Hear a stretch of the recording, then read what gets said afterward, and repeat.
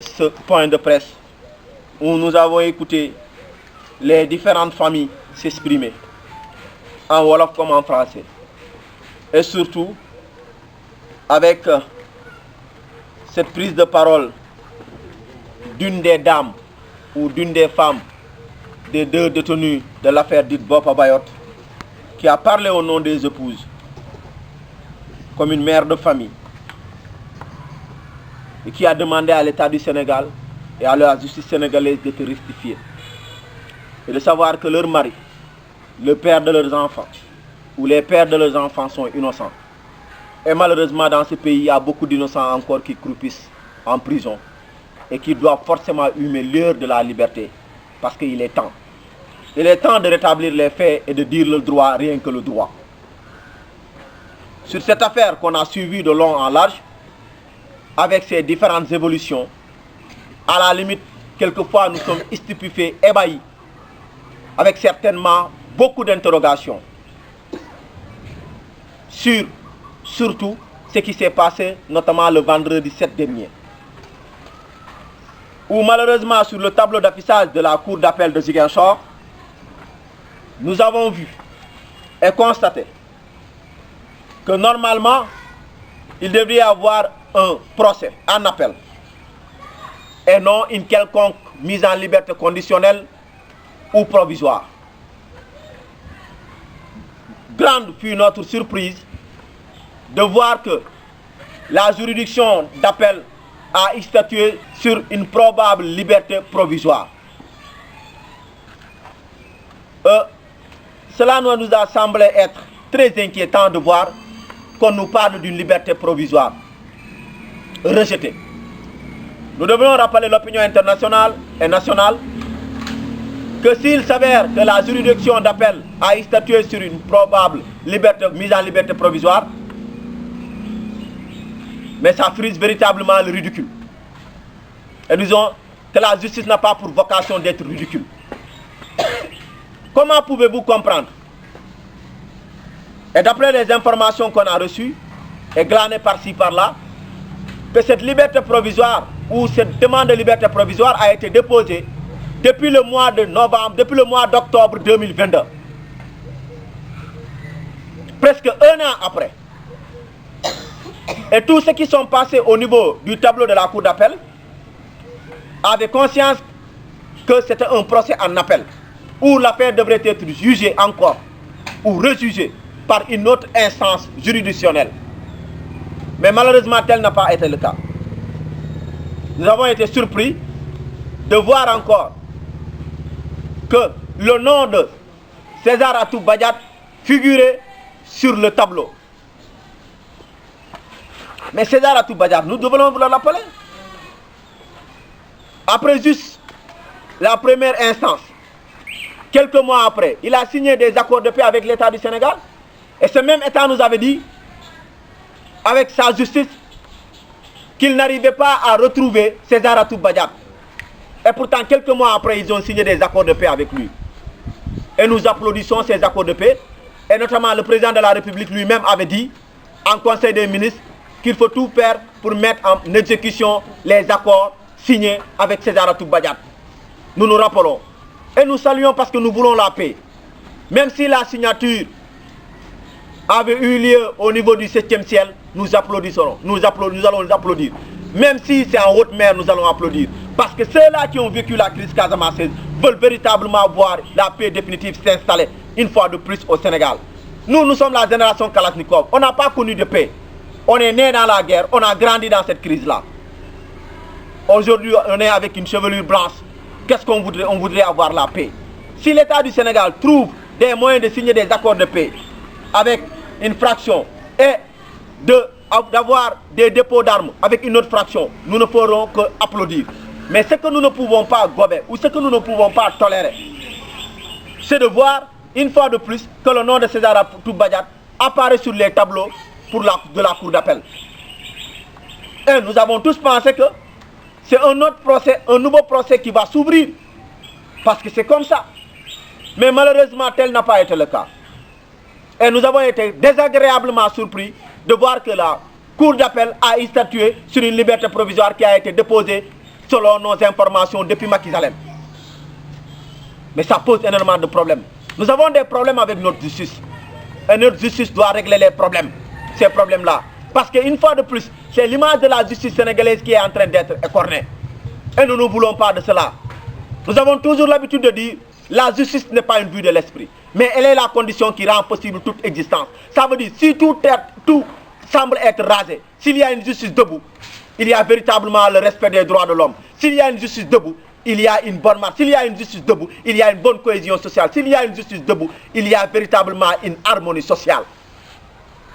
Mais si la justice veut battre en brèche le socle, l'harmonie sociale, la cohésion sociale, ça pose énormément de problèmes. Cela veut dire quoi? Cela veut dire une justice à double vitesse dans cette affaire, dans ce dossier dit dossier de Boffa Bayotte. Mais comment pouvez-vous comprendre, un an après, qu'on vienne nous parler de liberté provisoire? Et ce que j'ai oublié de dire en Wolof, c'est ce qu'ils nous ont fourni comme argument. La justice a argué, dans le sens de dire que si on les mettait en liberté provisoire, il se pourrait qu'ils fuissent. Pour aller où? On se pose la question. Les fonctionnaires de la justice qui sont à Ziguinchor, ils sont là par affectation. Mais nous allons vous rappeler que René Capain Bassène et Omar Ampoui Bodian sont à Ziguinchor parce qu'ils habitent à Ziguinchor, parce qu'ils ont leur famille à Ziguinchor, parce qu'ils ont leurs proches à Ziguinchor.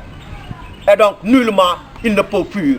Et si ils se sentaient coupables, ils avaient la possibilité, même avant d'être arrêtés, de fuir, c'est parce que, tout comme nous avons toujours dit que René Capain Bassène, Omar Ampoui Bodian et tous les autres détenus, certains libres, totalement acquittés, et d'autres qui bénéficient de liberté provisoire, sont tous des innocents. Et que la justice sénégalaise doit continuer, doit réouvrir ce dossier-là pour retrouver les véritables coupables.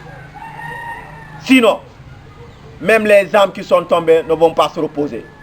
Et nous voulons le repos de ces âmes, le repos éternel de ces âmes-là.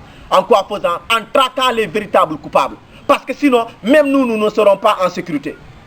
Parce que nous ne savons pas qui a fait. Mais nous demeurons convaincus que ceux-là qui sont dans les prisons, René Capain Bassène, Omar Ampoui Bodian, qui croupissent toujours, sont injustement incarcérés.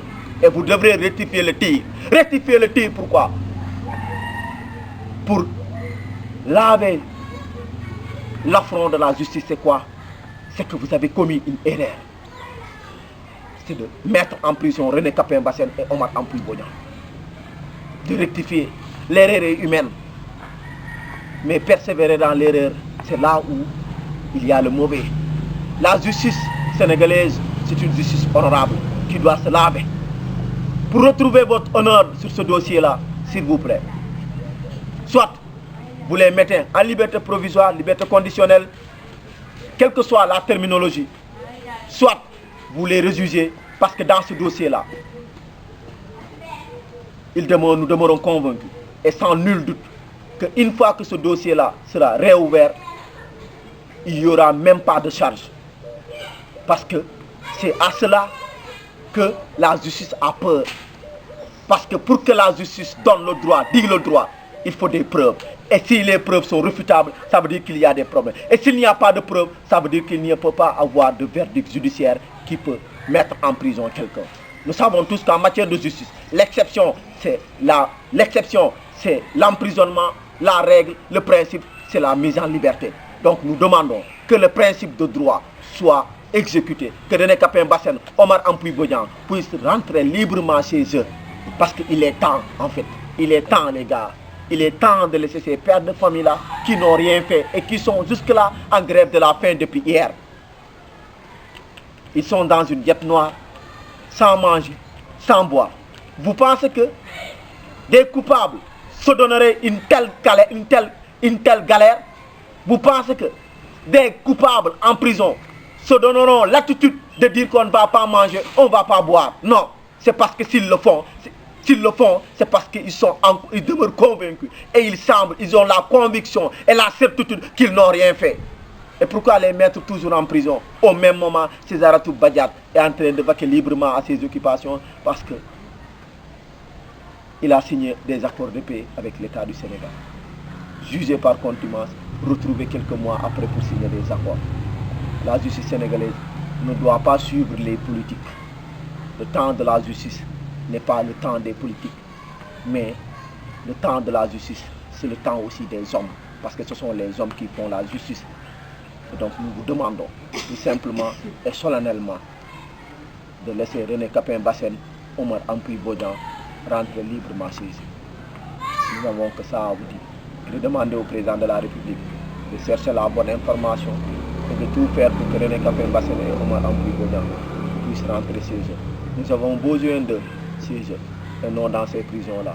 S'ils sont coupables, nous ne serions pas sur cette table-là pour les défendre. Mais nous sommes convaincus qu'ils n'ont rien fait. Nous vous remercions. Vous avez récemment des échos disant que les détenus seront transférés. Oui, nous avons, ce que j'ai oublié de dire tout à l'heure, que nous avons des échos sur une possible ou une possibilité de transfert de détenus. Dans leur communication d'hier avec nous, ils ont semblé nous dire cela. Mais ils ne sont pas encore certains sur ce transfèrement-là.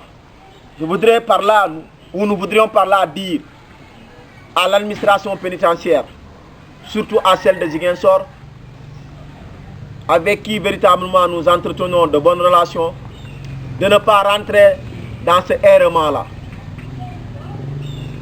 de ne pas rentrer dans cette bêtise. Car les détenus ont des droits, même s'ils sont en prison. Ils ont le droit de faire, d'observer, quel que soit le motif de leur grève, quel que soit leur motif, ils ont le droit de gréver. Donc personne ne peut les empêcher de gréver. Maintenant, la nature de la grève peut différer d'un endroit à un autre, d'un détenu à un autre. René Capain Bassène et Omar Ampuy Bodian ont décidé de ne ni se battre avec des agents de l'administration, ni les injurier, ni tenir des propos à leur encontre, mais de tout simplement refuser de manger et de boire, de tout simplement refuser de manger et de boire, d'observer une diète noire. Donc je ne pense pas, ou nous ne croyons pas, que cela puisse être un délit. Si c'est ce que l'autorité envisage, nous lui demandons de mettre cela à terre. Parce que si René Capain Bassène et Omar Ampuy Bodian seront responsables de tout ce qui leur arrivera, ça nous tenons à le dire de manière solennelle. Parce qu'encore une fois de plus, il ne faut pas mettre encore une autre charge sur des gens encore qui sont innocents. Rien que cette peine-là, cette peine lourde-là qu'on leur a infligée constitue une charge à la limite inadmissible. Ne venez pas encore en rajouter. C'est ce que nous avons à dire pour l'administration pénitentiaire. Et nous pensons que nos prêches ne vont pas tomber dans l'oreille d'un sourd.